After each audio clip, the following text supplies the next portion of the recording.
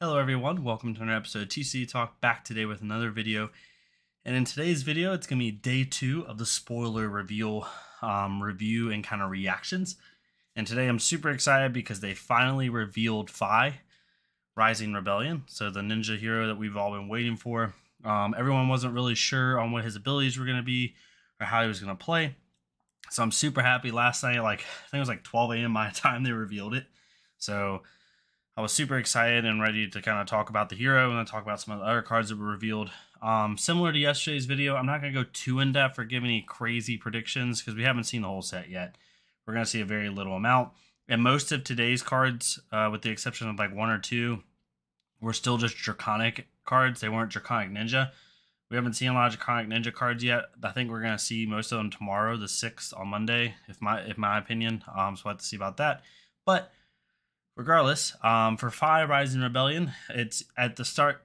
You may start the game with a Phoenix Flame in your graveyard, and then once per turn instant, return a Phoenix Flame from your graveyard to your hand. This ability costs 1 less for each Draconic chain link you control. So again, like I said in my prediction video, I think I was pretty right.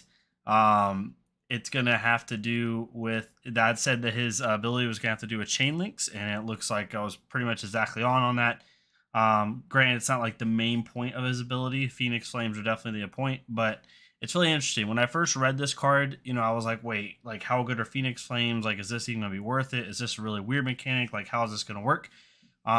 Looking at Phoenix Flames, sorry for the blurred image. I just took what was on the official Discord. A player may add up to 3 Phoenix Flames to their deck in a limited format. However constructed, you can add as many as you want. It is a token. It's a Draconic Attack action. If you control 2 or more Draconic chain links, Phoenix Flame has +1. So basically, if you attack twice with the Phoenix Flame with something else, and then you go get a Phoenix Flame for basically 1 resource, you then can attack with Phoenix Flame for 1.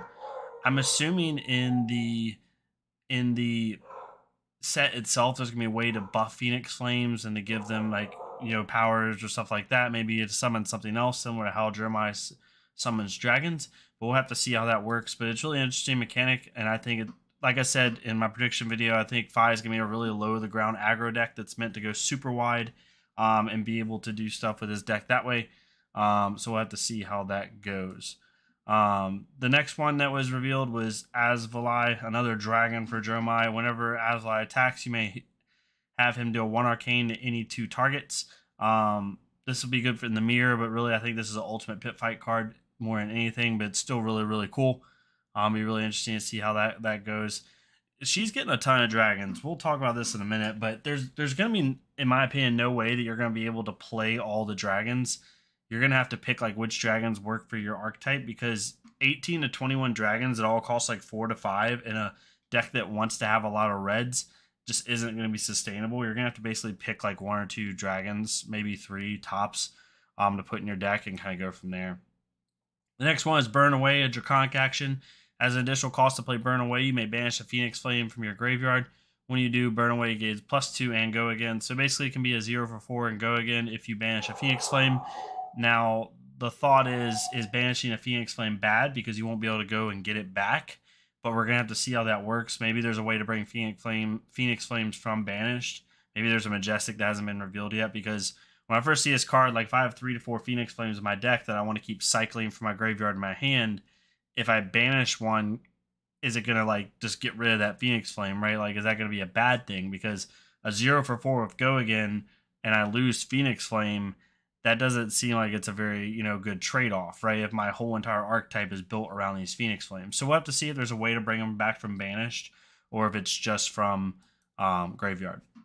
Next one is Flameborne Retribution, a Draconic action. When you defend with Flameborne Retribution, if you've been dealt damage this turn, you may return a Phoenix Flame from your graveyard to your hand. So similar recursion as Fi's ability. I think Fi's just going to have a ton of ways to where he's almost always going to be able to get a Phoenix Flame in a hand every turn. The question is, are you going to be able to, be consistent enough to get 2 or 3 or 4 in your hand in order to then buff those key cards or maybe summon something that's going to be really powerful, right? Flame Call Awakening, it's a Draconic attack action. When you attack with Flame Call Awakening, If you've played another red card this turn, you may search your deck for a Phoenix Flame, reveal it, put it in your hand, then shuffle. Really good. It's a 1 for 3 with Go Again, and you get a Phoenix Flame in your hand to be able to then attack with something else. You play this on the 3rd chain link. You then can go get a Phoenix Flame, play Phoenix Flame for +1, then go get a Phoenix Flame from your graveyard for no resources, play Phoenix Flame for +1. I think he's going to be, like I said, Fi is going to be similar to Chain in a way where, like, your 4-card hand is not how many cards you have at your disposal. You're going to be able to play 5, 6, 7, 8-card hands pretty easily, in my opinion. Not easily, but pretty consistently. We'll just have to see how it happens once the rest of the set comes out. Next one is Heatwave. Ninja Equipment, a new one at Arms. It's common Ninja Equipment. Hopefully we get some type of legendary one. We'll have to see. It's instant. At instant, you can destroy Heatwave. Phoenix Flames you control gain +1 at the end of turn. Similar like a Stubby Hammers type thing, but only for Phoenix Flames. It also has Quell, which, is really good. It's only Quell 1, though. If your hero would be dealt damage to you, you may pay 1 to prevent 1 of that damage. If you do destroy Heatwave, beginning your end phase. So basically, this is a good arm. Like, it really is if you're trying to play around that Phoenix Flame kind of, archetype. However, I think Stubby Hammers is just better. Like, it's banned in Blitz, but in Constructed, I think Stubby Hammers is going to be really good for Fi, and I can see why they banned it in Blitz, to be completely honest, because it's just going to make his stuff insane. Because, Stubby Hammers will buff, if I remember correctly, if we go back. Yeah, it's an attack action, Phoenix Flame, so Stubby Hammers will buff it, and that's why it's going to be really good. The next one is Inflame. When you attack with Inflame, if you've played another red card this turn, you may return a Phoenix Flame to your graveyard to your hand.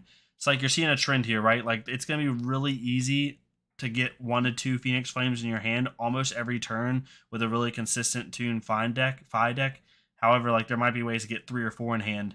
The biggest thing, biggest takeaway for me with these cards so far is I want to see if there's a Majestic or a Legendary or something that summons something for Fi. Similar to Jeremiah's Dragons, maybe he has a giant Phoenix that he summons that's really powerful, but maybe you have to have like 4 Phoenix Flames or 5 Phoenix Flames in hand or something like that, right? Like, there's got to be some type of like push through mechanic for this, because it can't just be buff Phoenix Flames. Either there's going to be a card that buffs all your Phoenix Flames for 1 turn, like almost like a Channel Mount Heroic, or there's going to be some type of summoning of a Phoenix where you're going to have this one big, turn. So it's got to be something. Otherwise, Fi is just like a slightly better Benji, in my opinion. Next one is Kylorea. Whenever Kylorea hits a hero, gain control of an item they control. If you don't gain control of an item this way, draw a card.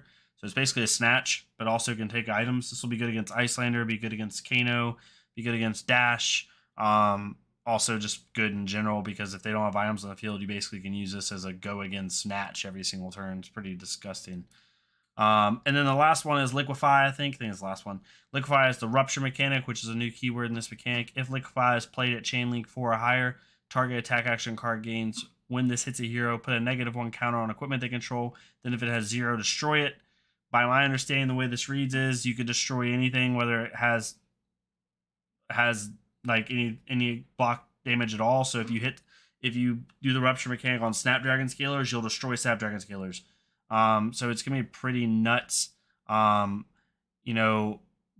is like it's like almost like the dragon for Jeremiah. You're gonna automatically just destroy equipment. And it's pretty nutty. But you have to have 4 chain links or higher, and it does cost 1. So you're gonna have to like filter something into your hand in order to get this played out. Like, it won't be able to be played from a 5-card hand, because you think about if you have 1 arsenal and then this is in your hand with 4, like, unless you have some type of resource, like, and you can't break the chain, so you're gonna have to some way either give this resources with that 5th card being at 5th card, or you're gonna have ways to get cards in hand in order to do it. So we'll have to see how that goes. You have Uvia. This is my favorite dragon, because it's like so small and it seems so insignificant, but if you get this on the field, it's actually really pesky, because it has 6 life, and that life's going to refill at the end of your turn if you can't kill it. At the start of your turn, when this is entered the arena, transform up to 1 Ash you control into either Ashwing. So this keeps just transforming, or just transform something into Ashwing, and then it stays as basically a 6 health Ashwing. That's just really, really good, and it'll be really interesting to see. This is just a dragon that's not as powerful as the other dragons, but it's going to stay on the field longer because it has 6 health. Like, it's going to be hard to hit, early on, or get off the field quickly. So it could, you know, eventually ping more and more. We'll have to see how it goes. Then we have Phoenix Form, which is a Draconic Ninja attack action. First one we've seen. If you control one or more Phoenix Flames, Phoenix Form gains Go Again. If you control 2 or more, it gets +2, and 3 or more, it hits. When this hits a hero, draw 3 cards. This is pretty nutty. It's majestic. So if you can get 3 Phoenix Flames on the field, this is going to be coming in for 0 for 5 Go Again, and they basically have to block this. Now, if you Razor this or buff it in the attack reaction phase, like, it's a 0 for 5 Go Again, on hit, draw 3 cards. That's nuts. Like, this card is going to be so scary because as an opponent, it's going to be coming in for 5, which is already an annoying breakpoint.